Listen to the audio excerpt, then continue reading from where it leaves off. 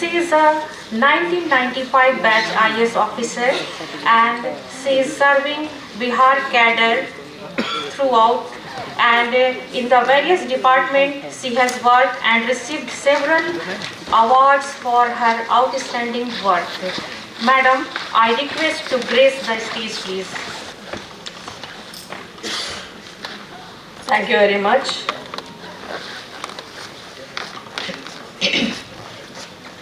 Dr. Rameshwar Singh Ji, Honorable Vice Chancellor, Bihar Animal Sciences University, Dean Dr. J.K. Prasad, Dr. A.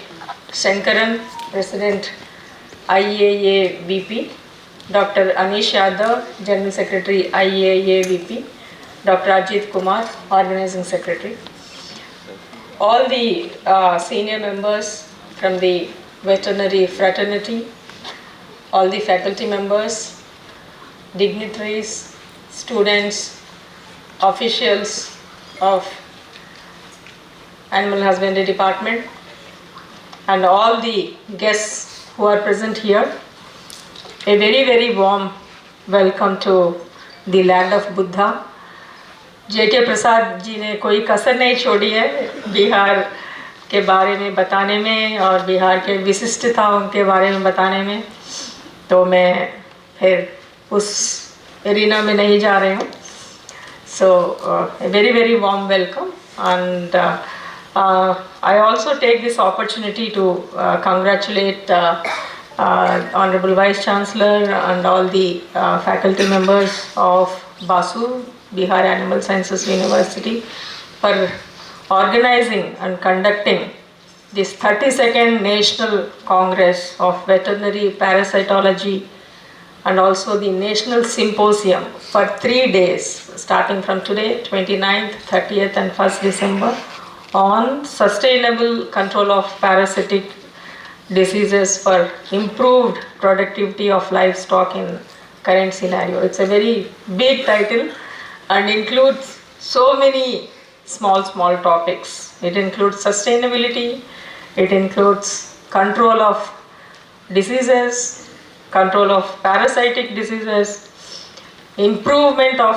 productivity in livestock and also in the current scenario. So it includes so many topics. So I'm very sure that during these 3 days deliberations, all the speakers present over here for the 3 days deliberate on various issues related to the control, management, understanding, awareness, diagnosis of parasitic diseases, and also how the parasitic diseases impact the lives of people in general, and also the milkmen, especially the cattle owners in particular, especially in the scenario, in the given scenario of climate change and so many other various factors.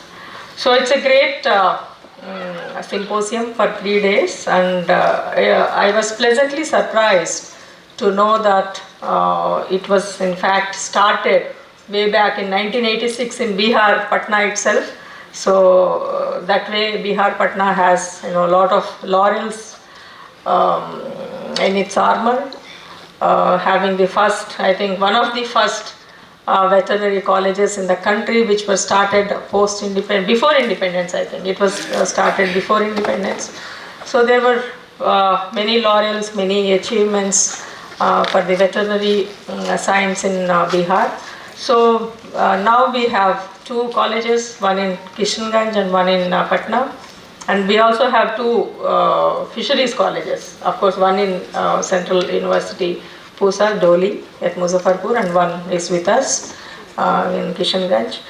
So now the veterinary and fisheries education is getting richer and richer day by day with the new infrastructure being put in place, and new faculty members joining, and I know the students, in fact, our students making us so proud because Dr. J.K. Prasad told us about our students' achievements.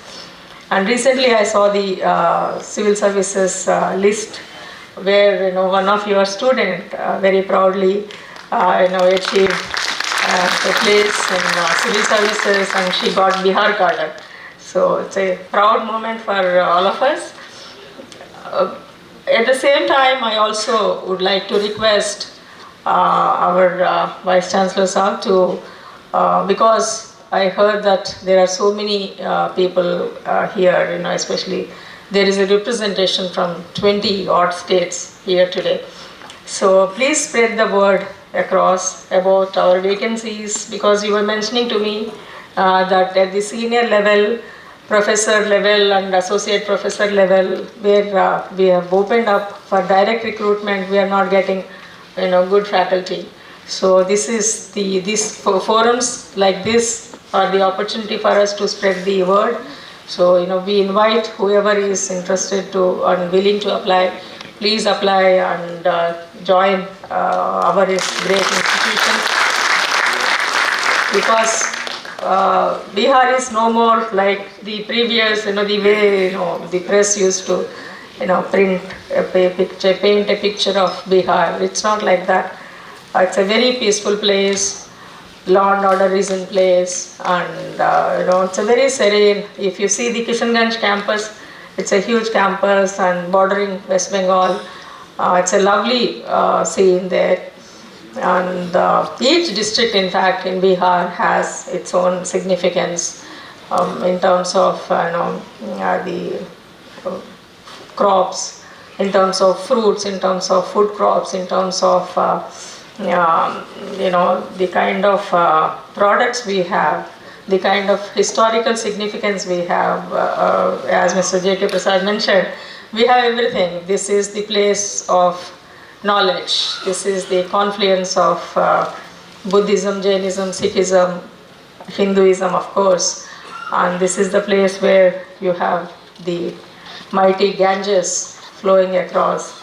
So there are so many things. Buddha attained Nirvana, Jain was born here, Mahavir Jain. So many things. And we are slowly regaining, Bihar is regaining its lost glory, and it's really looking up. So in terms of modern infrastructure, you see wherever you go, you have roads, you have at least 22 to 23 hours of electricity, even in rural areas. So it's no more that old kind of a scenario.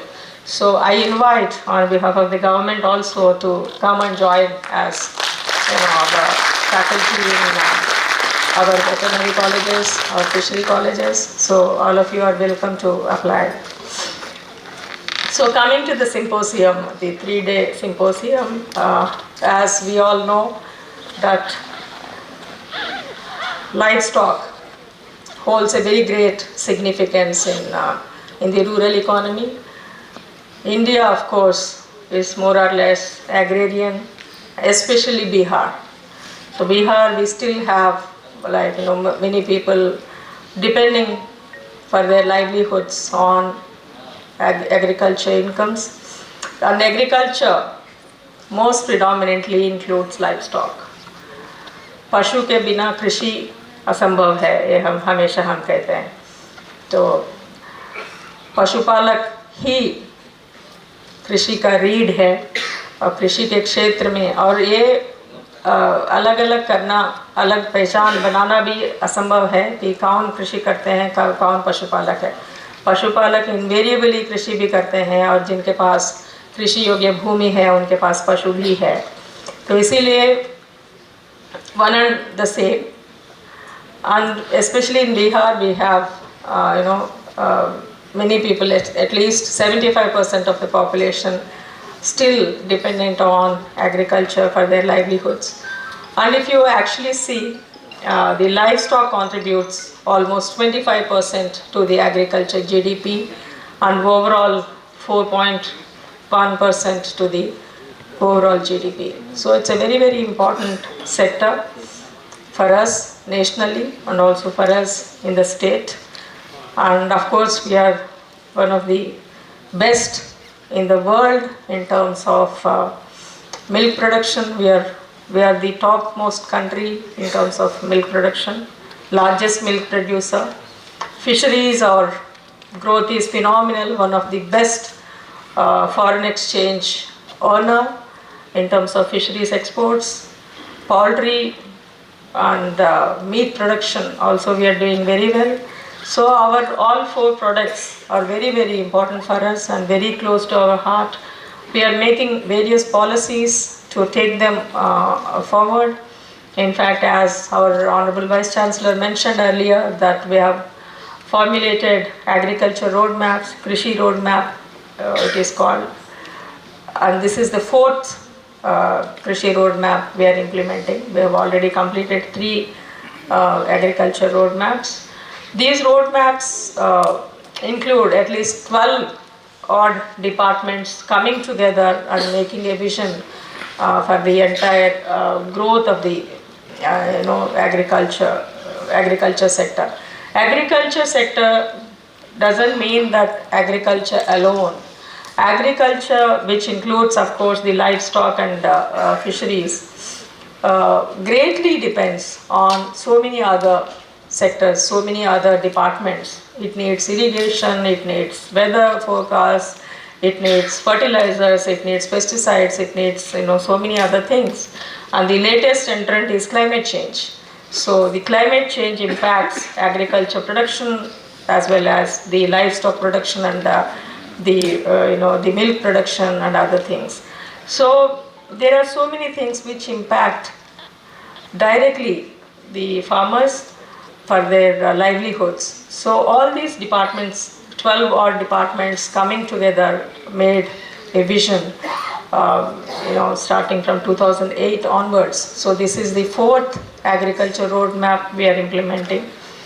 And I feel very proud to tell you that ours, the animal husbandry and fishery sector, is one of the largest not only contributor but also gainer out of the agriculture roadmap, with the largest outlay enunciated in the roadmap.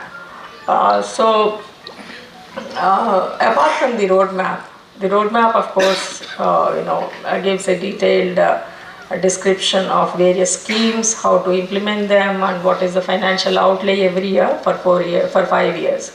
So apart from that, we are also coming up with a lot of other policies. The policy on poultry, we don't have a policy, we have a roadmap. Roadmap talks about what are the schemes which are going to be implemented and what would be the financial outlay.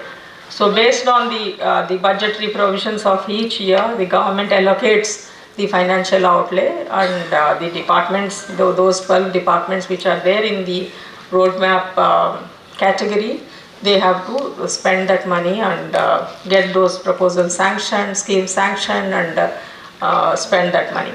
But apart from that, what is the vision of the government for the poultry sector? What is the vision? What is the policy of the department for the poultry sector? What is the policy for the dairy sector? So we are actually doing that afresh. Once we draft that, we will again call for a stakeholder meeting and discuss and then deliberate upon, and then get the policies formulated. So the department is now looking at coming up with lot of policies, FPOs, for example, the farmer producer organizations, which is the buzzword in the agriculture sector, has not really taken off in the animal husbandry and fishery sector. So we are really coming up with the FPO policy in the animal husbandry and livestock and fishery sector. So many wonderful things are being done by the farmer producer organizations in the agriculture sector, especially in the millets. This year is the International Year of Millets. We are celebrating 2023 as the International Year of Millets. So there are so many lessons learned from the FPO policy which has been there in the agriculture department. So we are actually formulating our own FPO policies, so that is coming up very soon. Likewise, we have been talking about production all these years, especially when it comes to livestock. how do we improve the production capacities in terms of milk, in terms of eggs, in terms of chicken meat and the the goat meat. But we are not talking about the entire value chain. So it is now very pertinent for all of us to talk about the value chain development, how various stakeholders can benefit in the value chain, how we can actually bring in lot of synergies between various stakeholders, various players in developing the complete value chain from the input, throughput and output concept of management. So how do we actually gain a lot of synergies and create incomes for the people through the value chain development. So we are actually now focusing on the value chain development and bring in a lot of private sector investment. There is a lot of scope for the private sector to come in and invest in the livestock sector and fisheries sector. So that has not actually taken off in Bihar. So that is very important at this juncture, because now that we have actually achieved so many things in the last 3 Krishi roadmaps. In fisheries, especially if you see, we have now achieved the demand supply issues. We are actually producing 8.46 lakh tons of fish, which is much more than our consumption. So we have exceeded, the production has exceeded the consumption level, and we have also started exporting fish to the other states, neighboring states, and also to other Nepal and other places. So likewise in milk also, because we have organized cooperatives here, but there is so much of milk in the unorganized sector also. So many private sector industry, dairy sector, they are also coming in. They have set up shop here. The NDDB is doing mother dairy, and also the ITC has also come up in Munger, and many other small dairies are also available in the state. But it is not just setting up a dairy. There are so many other things, ancillary things associated with these all 3-4 products. You only talk about production, but after production, what about value addition? That is where actual money lies. So the farmers are not getting the money where the value addition actually brings in a lot of wealth. So if you set up a farmer producer organization, they can actually take advantage of all those aspects. So now we have to shift our focus and our attention to value addition, to complete value chain development, so that it's complete solution, end-to-end solution, which we can provide to the farmers, and create a cohesive policy environment for people to flourish. So that is what the government wants to do, and we are at it. So I once again welcome all of you to the 3-day symposium, and also congratulate Honorable Vice Chancellor and all his team members, and also Dr. Shankaran and his team for selecting Bihar, Patna for their conference for 3 days symposium. And I am sure you will be coming up with, of course we have already released compendiums where you have published your papers, but the deliberations for these 3 days, I hope, trust and believe that these